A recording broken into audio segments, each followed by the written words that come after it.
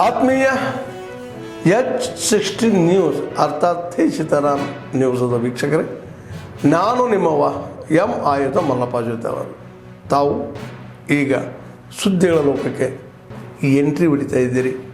ಈ ಸುದ್ದಿಗಳನ್ನು ಪ್ರತಿಯೊಂದು ನೋಡೋ ಜೊತೆಗೆ ನಿಮ್ಮ ಅಭಿಪ್ರಾಯಗಳನ್ನು ಹಂಚ್ತಾ ಇರಿ. ಯಾಕಂದರೆ ಈ ಸುದ್ದಿಗಳು ನಿಮಗಾಗಿ, ನಿಮ್ಮ ಬದುಕಿಗಾಗಿ, ನಿಮ್ಮ ವೈಚಾರಿಕೆಗಾಗಿ, ನಿಮ್ಮ ತಿಳುವಳಿಕೆಗಾಗಿಯೂ ನಿಮಗೂ ಗೊತ್ತು. ಜೊತೆಗೆ ನಮಗೂ ನಿಮ್ಮೊಂದಿಗೆ ಇದೊಂದು ಮಾತಾಡುವಂಥ ಜೊತೆಗೆ ಸುದ್ದಿಗಳನ್ನು ಬಿಡುವಂಥ ಕೆಲಸ. ಈ ಕೆಲಸದಲ್ಲಿ ನಾವು ನಿಮ್ಮೊಂದಿಗಿದ್ದೀವಿ ಅಂತ ಹೇಳ್ತಾ ನೋಡ್ತಾ ಇರಿ ಸುದ್ದಿಗಳನ್ನು.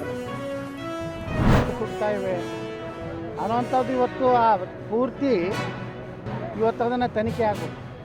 ಯಾಕಂದರೆ ಭಾಳ ಕಡೆ ಇಂಥ ಘಟನೆಗಳಾಗ್ತಾಯಿವೆ. ಕಾರುಗಳು ಸುಡ್ತಾ ಇವೆ, ಜೀವಂತ ದಹನ ಆಗ್ತಾಯಿದ್ದಾರೆ. ಇವತ್ತು ಬಸ್ಸುಗಳು ಜೀವಂತ ದಹನ ಆಗ್ತಾಯಿದ್ದಾರೆ. ಅನೇಕ ಕಡೆ ಇಂಥ ಏನು ಘಟನೆಗಳು ನಡೀತಾ ಇದ್ದಾವೆ.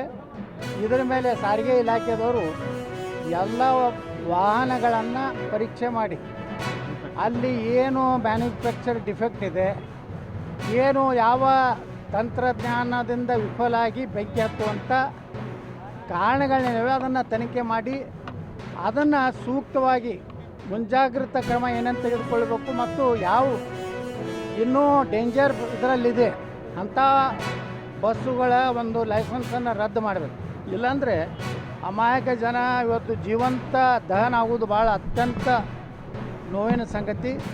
ನಾ ಕೇಂದ್ರ ಸರ್ಕಾರಕ್ಕೂ ನಿತಿನ್ ಗಡ್ಕರಿ ಅವ್ರಿಗೂ ಒತ್ತಾಯ ಮಾಡ್ತೀನಿ, ಯಾವ ಇದನ್ನು ಫಾಲ್ಟದಿಂದ ಆಗ್ತಾಯಿದೆ ಅನ್ನೋಂಥದ್ದು ಒಂದು ಏನು ತಂತ್ರಜ್ಞಾನರು ಅದಾರ ಅವರೊಂದು ಕಮಿಟಿ ಮಾಡಿ ಇದನ್ನೆಲ್ಲ ಕಡೆ ಇಡೀ ಆಟೋಮೊಬೈಲ್ ಇದರಲ್ಲಿ ಯಾವುದ ಕಾರಣದಿಂದ ಆಗ್ತಾಯಿದೆ ಅನ್ನೋಂಥದ್ದು ತನಿಖೆ ಆಗದೇ ಇದ್ದರೆ ಇಂಥ ಅಮಾಯಕ ಜನ ಪಾಪ ಜೀವಂತ ದಹನ ಆಗೋದೊಂದು ಭಾಳ ಕೆಟ್ಟ ಒಂದು ಪರಿಸ್ಥಿತಿ. ಅದಕ್ಕೆ ನಾನು ಸಾಂತ್ವನ ಹೇಳ್ತೀನಿ, ಆ ಕುಟುಂಬಗಳಿಗೆ ಧೈರ್ಯ ಕೊಡುವಂಥ ಶಕ್ತಿ ಕೊಡಲಿ. ಆದರೆ ಮುಂದಿನ ದಿವಸಗಳಲ್ಲಿ ಇದು ಪೂರ್ತಿ ನಿಲ್ಲಬೇಕು ಅನ್ನೋಂಥ ಒತ್ತಾಯವನ್ನು ಕೇಂದ್ರ ಸರ್ಕಾರ ಮತ್ತು ರಾಜ್ಯ ಸರ್ಕಾರ ಮಾಡ್ತಾನೆ.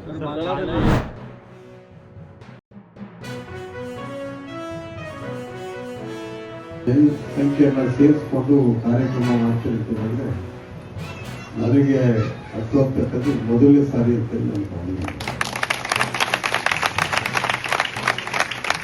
ಎಲ್ಲ ದೇವರನ್ನು ಪ್ರೀತಿಸ್ತೀನಿ, ಬೈಬಲ್ನ ಪ್ರೀತಿಸ್ತೀನಿ, ಶಿವನನ್ನು ಪ್ರೀತಿಸ್ತೀನಿ, ಭಗವದ್ಗೀತೆಯನ್ನು ಪ್ರೀತಿಸ್ತೀನಿ. ಗ್ರಾಮದ ಮತ್ತು ಸುತ್ತಮುತ್ತ ಹಳ್ಳಿಗಳಿಂದ ಕೂಡ ಬಂದಿರತಕ್ಕಂಥ ಎಲ್ಲ ಯೇಸುವಿನ ಭಕ್ತರಾಗಿರ್ಬೋದು, ಇಲ್ಲೆಲ್ಲ ನೆಲೆಸಿರ್ತಕ್ಕಂಥ ಸಂದರ್ಭದಲ್ಲಿ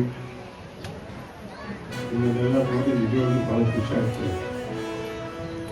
ಬಹುಶಃ ರಾಪುರದಲ್ಲಿ ಎಷ್ಟೋ ಕಾರ್ಯಕ್ರಮಗಳು ನಾವು ಮಾಡಿದ್ವಿ, ಸರ್ಕಾರಿ ಕಾರ್ಯಕ್ರಮಗಳು ಮಾಡಿದ್ವಿ, ಪ್ರೈವೇಟ್ ಕಾರ್ಯಕ್ರಮ.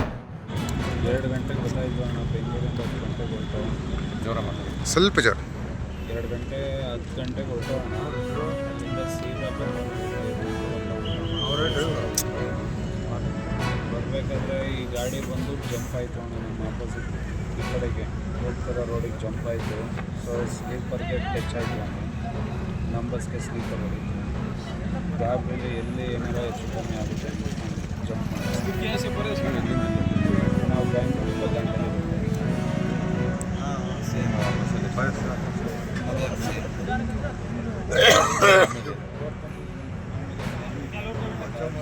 ಎಲ್ಲ ನಮ್ಮ ಮಕ್ಕಳೆಲ್ಲ ಸೇಫಾಗಿ ಇತ್ತು. ಸೇಫಾಗಿ ಅವ್ರಿಗೆ ಯಾರಿಗೂ ಒಂದೇಟು ಏನು ಅಂತ ಏನೂ ಆಗಿಲ್ಲ. ಅದಾದಮೇಲೆ ಅವ್ರು ಕಿರ್ಚಾಡೋಷ್ಟು ಸೌಂಡ್ ಕೇಳಿಸ್ಕೊಂಡು ನಾವೆಲ್ಲ ಎಲ್ಲ ಬೆಂಕಿ ಅಷ್ಟು ಕತ್ಕೊಂಡಿತ್ತು ಅರ್ಧ. ಅದಾದಮೇಲೆ ಎತ್ಕೊಂಡವನು ಎಲ್ಲರೂ ನಮ್ಮ ಕೈಲಿ ಎಷ್ಟಾಗುತ್ತೆ ಅಷ್ಟು ಹೆಲ್ಪ್ ಮಾಡಿದೆವು. ಅದಾದಮೇಲೆ ಬ್ಲಾಸ್ಟ್ ಆಯ್ತಿದ್ದಂಗೆ ನಾವು ಜಾಸ್ತಿ ಫೈರ್ ಆಯಿತು. ಹೌದು ಅಣ್ಣ, 2 ಗಾಡಿನೂ ಡೀಸೆಲ್ ಟ್ಯಾಂಕಿಗೆ ಹೋಗಿದ್ದರಿಂದ ಡೀಸೆಲ್ ಹೆವಿಯಾಗಿ ಲೀಕ್ ಆಗಿ ಬೆಂಕಿ ಜಾಸ್ತಿ.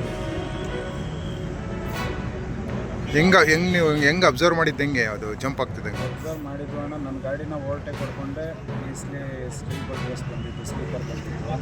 ಸೊ ಅದು ಕಣ್ಣಲ್ಲೇ ಐತೆ ಅಣ್ಣ. ಇನ್ನು ಆ ಗಾಡಿ ಜಂಪಾಗಿ ಸ್ಲೀಪರ್ಗೆ ಹೊಡೆದಿದ್ವು ಅಣ್ಣ, ಡೀಸೆಲ್ ಟ್ಯಾಂಕ್ ಸೆಂಟರ್ಗೆ ಹೊಡೆದಿತ್ತು. ಸೊ ಆ ಗಾಡಿ ಜೊತೆ ಹೋಗಿದ್ದರೆ ನಮ್ಮ ಗಾಡಿ ಸೇಫ್ ಆಯಿತು. ಸೀ ಬರ್ಡಿಂಗ್ ಬಂತು, ಗಾಡಿ ಕರೆಕ್ಟಾಗಿ ರೋಡ್ ಕಷ್ಟ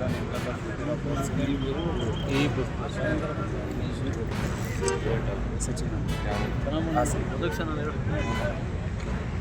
ಜೀವ ಕಾಪಾಡೋಣ ಬೇಡ ಬೇಡ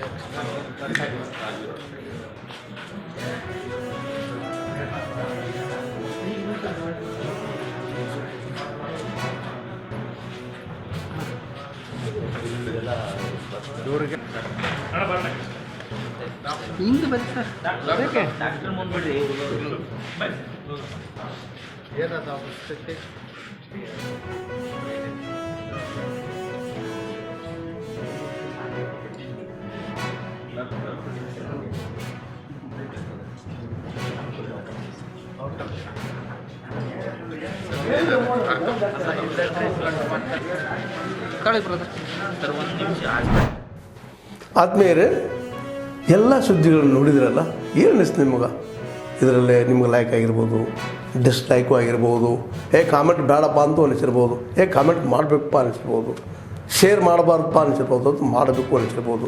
ಏನಾದರೂ ಆಗಲಿ ಶೇರ್ ಮಾಡ್ತಾಯಿರಿ, ಈ ನ್ಯೂಸ್ಗಳನ್ನ ಹಂಚ್ತಾ ಇರಿ, ಜೊತೆಗೆ ಇದಕ್ಕೆ ಸಬ್ಸ್ಕ್ರೈಬ್ ಆಗ್ತಾಯಿರಿ ಅಂತ ಹೇಳ್ತಾ H16 ನ್ಯೂಸ್ ಅರ್ಥಾತ್ ಹೇ ಸೀತಾರಾಮ್, ಇದು ಸತ್ಯದ ಕೈಗೆ ನಡಿ. ವಂದನೆಗಳು.